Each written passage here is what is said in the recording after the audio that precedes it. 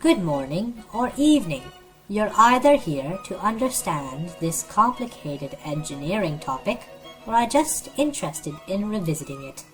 But anyway, my name is Mr. Python. Welcome to the class, and today we'll learn a basic introduction to logic gates.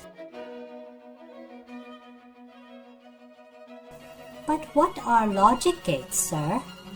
Logic gates, my dear boy, are... well... One second, where did that book go? A few moments later.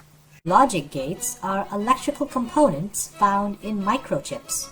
They're used to restrict or let energy flow to particular outputs. A simple way of explaining it, that there is an input, like a button or switch, that powers the circuit, a process, and then an output. The logic gates are found in the process section. But I still don't understand what these are. These are the basic 3 logic gates: AND, OR, and NOT. Each has a different way of functioning. This one is an AND gate. How this works to get an output is that both inputs will have to be on at the same time. On the other hand, this one is called an OR gate.